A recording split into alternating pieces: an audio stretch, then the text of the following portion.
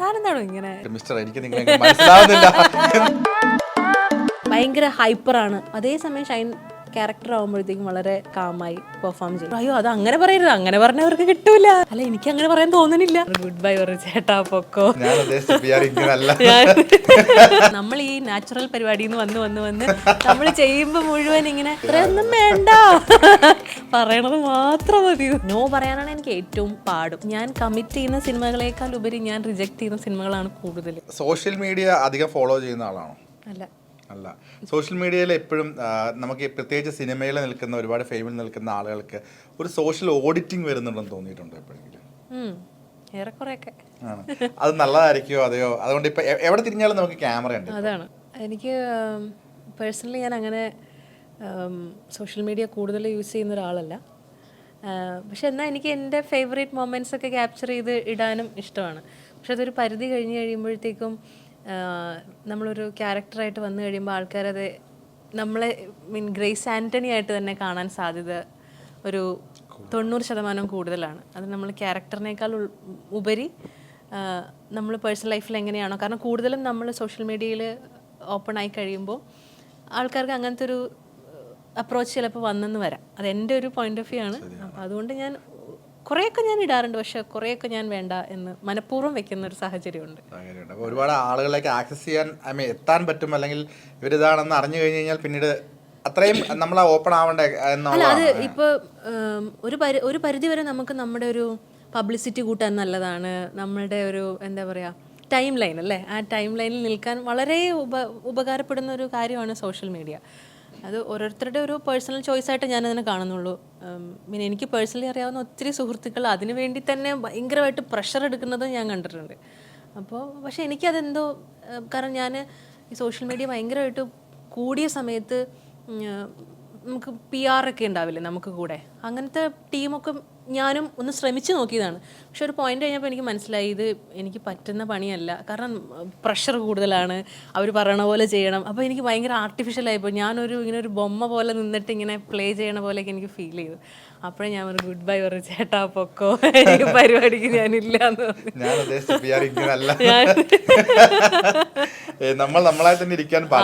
അത് ഭയങ്കര പാടാണത്. നമ്മളെ ഒരു കാര്യം പറയുമ്പോൾ അയ്യോ അത് അങ്ങനെ പറയരുത്, അങ്ങനെ പറഞ്ഞവർക്ക് കിട്ടൂല, ഇങ്ങനെ പറയണം എന്ന് പറയുമ്പോൾ അല്ല എനിക്ക് അങ്ങനെ പറയാൻ തോന്നുന്നില്ല എന്ന് പറയുമ്പോൾ രീതി മാറ്റി വന്നപ്പോൾ ഞാൻ പറഞ്ഞു എനിക്ക് പറ്റിയ പരിപാടിയല്ല. ഞാൻ തിരിച്ചറിഞ്ഞു കേട്ടോ.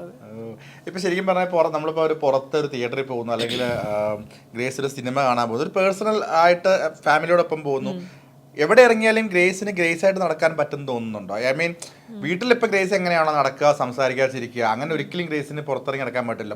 ഒരു പരിധി വരെ പണ്ട് പറ്റുമായിരുന്നു, ഇപ്പം എല്ലായിടത്തും ക്യാമറയാണ്.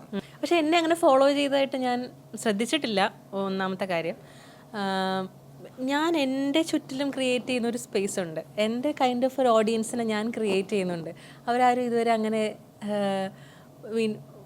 ഭയങ്കര സിനിമാ നടി ഗ്രേസ് എന്ന് പറഞ്ഞാൽ എൻ്റെ അടുത്തേക്ക് വരില്ല. അതിലുപരി കഥാപാത്രങ്ങളായിട്ട് വന്ന് എൻ്റെ അടുത്ത് സംസാരിക്കും. അതെനിക്ക് ഭയങ്കര ഡ്രാസ്റ്റിക് ചേഞ്ചാണ് എനിക്ക് ഫീൽ ചെയ്യുന്നത്. എനിക്ക് ഭയങ്കരമായിട്ട് ഹാപ്പിനെസ് തരുന്നൊരു കാര്യമാണ്. എന്നെ എപ്പോഴും സിനിമാ നടിയേക്കാൾ ഉപരി എന്നെ കഥാപാത്രങ്ങളായിട്ട് ആൾക്കാർ സ്വീകരിക്കുന്നത്.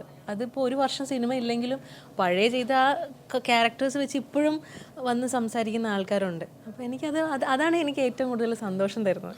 ഇപ്പോഴും ഗ്രേസ് ആൻ്റണി എന്ന് പറയുമ്പോൾ കുമ്പളങ്ങി നൈറ്റിന്റെ പേര് പറയുന്നത് ശരിക്കും പറഞ്ഞാൽ അത് എപ്പോഴും പറയും. ഹാപ്പി വെഡിങ് ഒട്ടേ പറഞ്ഞുകൊണ്ടിരിക്കും.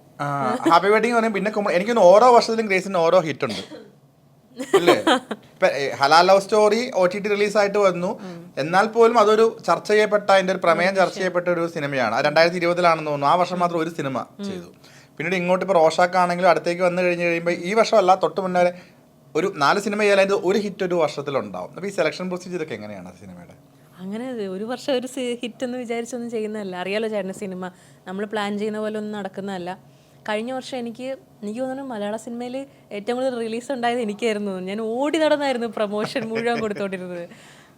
അത് പക്ഷേ കഴിഞ്ഞ വർഷം എനിക്ക് റിലീസൊന്നുമില്ല. പക്ഷേ കഴിഞ്ഞ വർഷമാണ് എനിക്ക് 4 പടങ്ങൾ ഇപ്പോൾ റിലീസുണ്ട് ഈ വർഷം. അപ്പോൾ ഇത് മുഴുവൻ ഷൂട്ട് ചെയ്ത് 2023 ഷൂട്ട് ചെയ്തത് മുഴുവൻ. പക്ഷേ എനിക്ക് 2023 റിലീസൊന്നുമില്ല. 24 ഇനിയിപ്പോൾ കടകടകടാന്ന് വരാൻ പോകുന്നത്. അതിലേത് ഹിറ്റാവും ഏത് ഹിറ്റാവില്ല എന്നൊന്നും ഒരു പ്രഡിക്ഷൻ ഒരിക്കലും വെക്കുന്നില്ല. പക്ഷേ സിനിമ സെലക്ഷൻ ഞാൻ എന്താ പറയുക, എനിക്കിഷ്ടപ്പെടുന്ന അല്ലെങ്കിൽ ഞാൻ കാണാൻ ആഗ്രഹിക്കുന്ന സിനിമകളാണ് ഞാൻ ചെയ്യാൻ ശ്രമിക്കുന്നത്. അത് മാത്രം എൻ്റെ ഏറ്റവും ഫസ്റ്റ് നമ്പർ 1 ചോയ്സ് എന്ന് പറയുന്നത് എൻ്റെ അതാണ്. ഞാൻ എന്തൊക്കെ ടൈപ്പ് സിനിമകളാണ് കാണാൻ ആഗ്രഹിക്കുന്നത് അതുപോലത്തെ സിനിമകൾ ചെയ്യുക, അതുപോലത്തെ കഥാപാത്രങ്ങൾ ചെയ്യുക.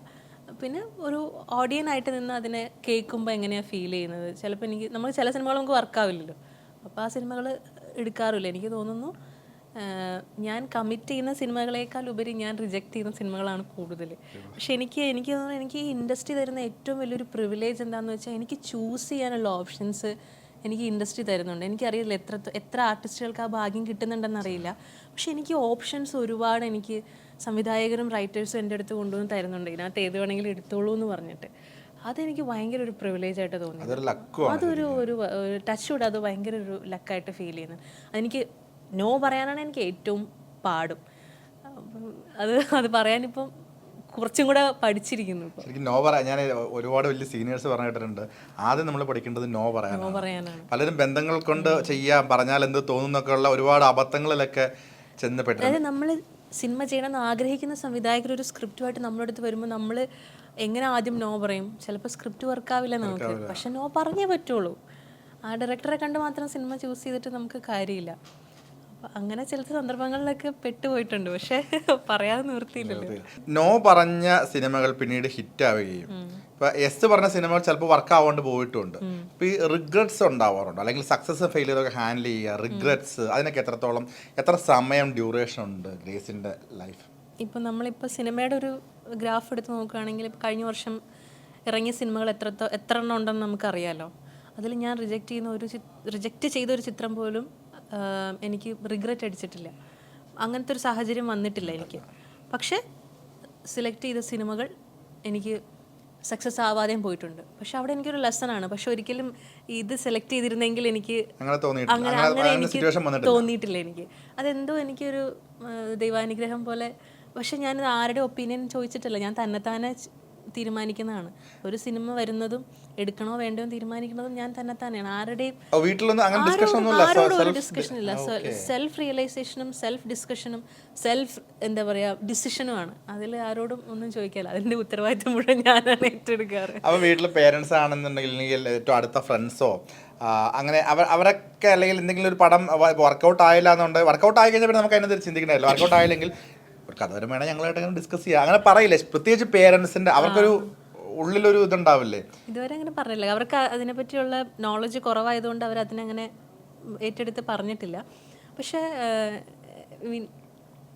ഫ്രണ്ട്സ് ഉണ്ട്. പക്ഷേ ഫ്രണ്ട്സ് എല്ലാവരും ഈ സക്സസ്സിന് നമ്മുടെ കൂടെ സെലിബ്രേറ്റ് ചെയ്യുന്ന ഒരുപാട് ഫ്രണ്ട്സ് ഉണ്ട്. പക്ഷേ എനിക്ക് തോന്നുന്നു എൻ്റെ സുഹൃത്തുക്കൾ ഇപ്പം എനിക്ക് ഫെയിലിയർ ഉണ്ടായാൽ പോലും ഞാൻ അതിനെ എങ്ങനെ കാണുന്നു എന്നേ അവർ ചിന്തിക്കാറുള്ളൂ. അല്ലാതെ വന്നിട്ട് അത് നീ ചെയ്തത് മോശമായിപ്പോയി എന്ന് ഇതുവരെ പറഞ്ഞ സുഹൃത്തുക്കളില്ല. പിന്നെ എനിക്ക് സുഹൃത്ത് വലയങ്ങൾ വളരെ കുറവാണ്. ഞാനുമായിട്ട് ചുറ്റി നിൽക്കുന്ന വളരെ വിരലിലെണ്ണാവുന്ന സുഹൃത്തുക്കൾ മാത്രമേ എനിക്കുള്ളൂ. അവരാരും സിനിമയിൽ നിന്നുള്ളവരും അല്ല. അപ്പം അതുകൊണ്ട് നമ്മളെ ജഡ്ജ് ചെയ്യാനായിട്ട് അവർക്കും ഒരു നമ്മൾ ജഡ്ജ് ചെയ്യാൻ ആളാണോ എന്നുള്ള ചിന്ത കൊണ്ടായിരിക്കും അവരൊന്നും പറയുന്നില്ല. പക്ഷെ സിനിമകൾ കണ്ടിട്ട് പറയുന്നത് ഇന്ന സിനിമ നന്നായിരുന്നു, ഇന്ന സിനിമ കുറച്ചുകൂടെ നന്നാക്കാട്ടോ എന്ന് പറയുന്ന ആൾക്കാരും ഉണ്ട്. എനിക്കൊരു ഷൈൻ്റെ തുടക്കം ഗദ്ദാമയിലൂടെയാണ്, അഭിനയത്തിന്റെ തുടക്കം. അത് കമൽ സാറിന്റെ പടമാണ്. 100ാമത്തെ സിനിമയും കമൽ സാറിന്റെ തന്നെ സിനിമ.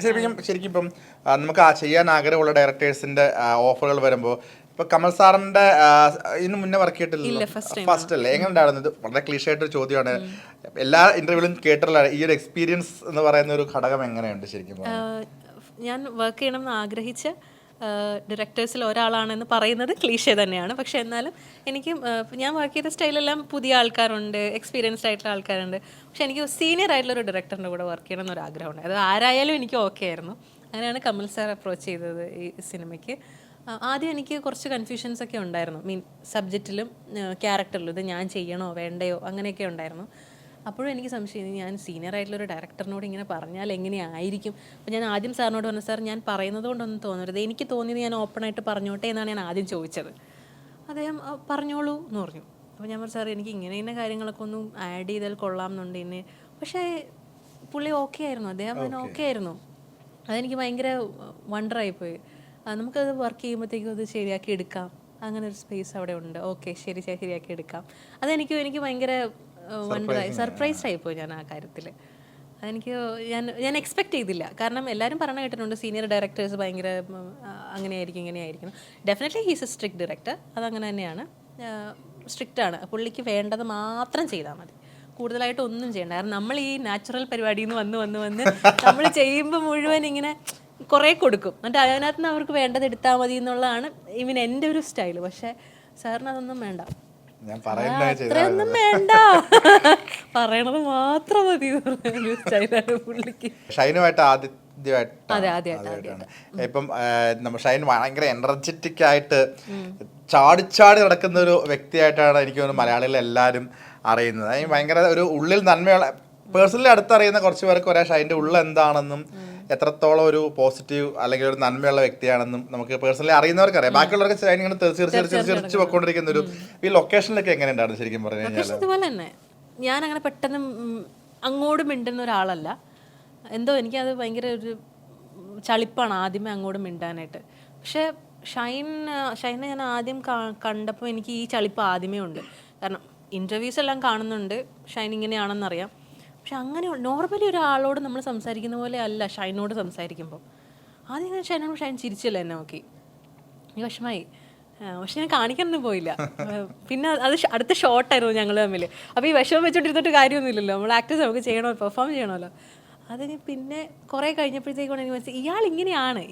ഇപ്പം നമ്മൾ ഒരാൾ ഇൻ്റർവ്യൂവിൽ എങ്ങനെയാണ് ബിഹേവ് ചെയ്യുന്നത്, അല്ലെങ്കിൽ നമ്മളോട് ചിരിച്ചോ ഇല്ലയോ എന്നൊക്കെ വിചാരിച്ച് നമ്മൾ ഒരാളെ ജഡ്ജ് ചെയ്യരുത് എന്നുള്ളതിൻ്റെ പല വേരിയേഷൻസ് എനിക്ക് ഷൈനിലൂടെ മനസ്സിലാക്കി. കാരണം ഷൈൻ ഒരേ സമയം ഷൈൻ ഓവർ ആക്റ്റീവാണ്, ഭയങ്കര ഹൈപ്പറാണ്. അതേസമയം ഷൈൻ ക്യാരക്ടർ ആകുമ്പോഴത്തേക്കും വളരെ നോർമലായി കാമായി പെർഫോം ചെയ്യും.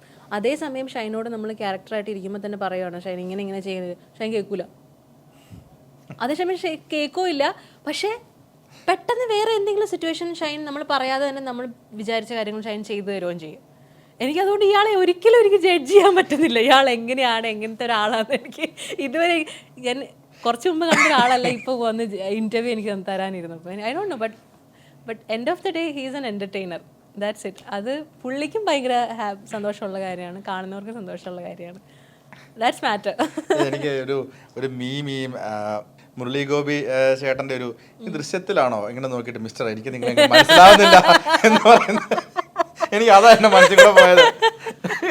ഞാൻ ചോദിക്കുകയും ചെയ്യും, താനെന്താണോ ഇങ്ങനെ, എനിക്ക് തന്നെ മനസ്സിലാവുള്ളത് തന്നെ. ഓക്കെ, ഇപ്പോൾ ഞാൻ ആദ്യം ഇപ്പോൾ ഗ്രേസ് വന്ന കാലത്ത് പ്രത്യേകിച്ച് കുമ്പളങ്ങിക്കൊക്കെ ശേഷം ഒരുപാട് പേരിൽ കൂടെ കേൾക്കുന്നതും സോഷ്യൽ മീഡിയ കൂടെ കേട്ട ഒരു പ്രശസ്തയായ ഒരു ആക്ട്രസിനെ റീപ്ലേസ് ചെയ്യുന്നു, അല്ലെങ്കിൽ അവരുടെ ചെറുപ്പം അവരെ പോലെ ഇരിക്കുന്നു, അങ്ങനെ ഒരുപാട് താരതമ്യപ്പെടുത്തുന്നത് ഞാൻ കേട്ടിട്ടുണ്ട്. എനിക്ക് തോന്നുന്നു നമ്മുടെയൊക്കെ മുന്നത്തെ ഇന്റർവ്യൂസിൽ ചോദിച്ചിട്ടുണ്ട്. അപ്പം ശരിക്കും താരതമ്യപ്പെടുത്തുന്നത് ഒരു ആക്ട്രസിന്റെ ലിമിറ്റ് വെക്കുക അല്ലെങ്കിൽ അതൊരു നല്ല കാര്യമാണെന്ന് തോന്നുന്നുണ്ടോ? ശരിക്കും അത് ഡിസ്റ്റർബ്ഡ് ആയിട്ടുണ്ടോ? എനിക്ക് ഫീൽ ചെയ്തിട്ടുണ്ട്. I felt like that. ഞാൻ മുന്നേയും പറഞ്ഞിട്ടുണ്ട്, കമ്പാരിസൺ നമ്മൾ ആരെയായിട്ട് ചെയ്യാതിരിക്കുന്നതാണ് നല്ലത്. നമ്മുടെ നല്ലതിനും അവരുടെ നല്ലതിനും അത് തന്നെ ഏറ്റവും നല്ലത്. എസ്പെഷ്യലി ആക്ടേഴ്സിനെ സംബന്ധിച്ചിടത്തോളം നമുക്ക് ഒരിക്കലും മുന്നേ ചെയ്ത ഷോട്ട് പോലെ അടുത്ത ഷോട്ട് ചെയ്യാൻ പറ്റില്ല. പിന്നെ നമ്മൾ എങ്ങനെ വേറൊരാളായിട്ട് നമുക്ക് ചെയ്യാൻ പറ്റും? നമ്മൾ ചെയ്ത് തന്നെ നമുക്ക് പിന്നെ റീപ്ലേസ് ചെയ്ത് കൊടുക്കാൻ പറ്റുന്നില്ല. പിന്നെ നമുക്ക് എങ്ങനെ വേറൊരു ആക്ടറായിട്ട് ചെയ്യാൻ പറ്റും? ഈ പറയുന്ന വ്യക്തികൾ പറയുന്നത് ചിലപ്പോൾ നമ്മളോടുള്ള സ്നേഹം കൊണ്ടായിരിക്കാം. ഒരു നെഗറ്റീവായിട്ടല്ല ഇവരാരും പറഞ്ഞത്, ആരും നെഗറ്റീവായിട്ട് പറഞ്ഞല്ല, എന്നോടുള്ളൊരു സ്നേഹം കൊണ്ടും ഇഷ്ടം കൊണ്ടും പറഞ്ഞാണോ അയ്യോ അവരെ പോലെ ഇരിക്കുന്നു ഇവരെ പോലെ ഇരിക്കുന്നു എന്ന് പറയുന്നത് അതുകൊണ്ടാണ്. പക്ഷേ ഞാനതിനെ പോസിറ്റീവായിട്ട് എടുക്കുന്നത്, അത് അവർ പറയുന്നത് അവരുടെ ഒരു സ്നേഹം കൊണ്ടാണ്. പക്ഷെ ഞാനത് പേഴ്സണലി എടുത്തിട്ട് അതിനെ നമുക്ക് ഭയങ്കര ഹെഡ് വെയിറ്റ് അല്ലെങ്കിലോ ഹെഡ് പെയിനോ ഒന്നും ഞാൻ കൊണ്ടുവരുന്നില്ല. അതിൻ്റെ വഴി അങ്ങോട്ട് വിടുക എന്നുള്ളതല്ലാതെ വേറൊന്നും ചെയ്യാനില്ല. നമുക്ക് ആർക്കും ആരെ പോലെ ആവാൻ പറ്റില്ല. അത് നമ്മുടെ അച്ഛനെ പോലെ ആവാൻ പറ്റില്ല, അമ്മയെ പോലെ ആവാൻ പറ്റില്ല, ആരെ പോലെ ആവാൻ പറ്റില്ല. നമ്മളായിട്ട് തന്നെ ഇരിക്കുക എന്നുള്ളതാണ്. എനിക്ക് എൻ്റെ സ്വന്തമായിട്ടുള്ളൊരു ബെഞ്ച് മാർക്ക് ഉണ്ടാക്കാനാണ് ഞാൻ ശ്രമിച്ചുകൊണ്ടിരിക്കുന്നത്. അതെത്തണ വരെ ഞാൻ ശ്രമിച്ചുകൊണ്ടേയിരിക്കും. അപ്പം ചിലപ്പം നാളെ നിങ്ങൾ എന്നെപ്പോലെ ഇരിക്കുന്നു എന്ന് വേറൊരാളോട് പറയും, അതും പറയാതിരിക്കുക എന്നുള്ളതാണ് എൻ്റെ ഏറ്റവും വലിയ റിക്വസ്റ്റ്. ചരിത്രം ആവർത്തിക്കാതിരിക്കട്ടെ.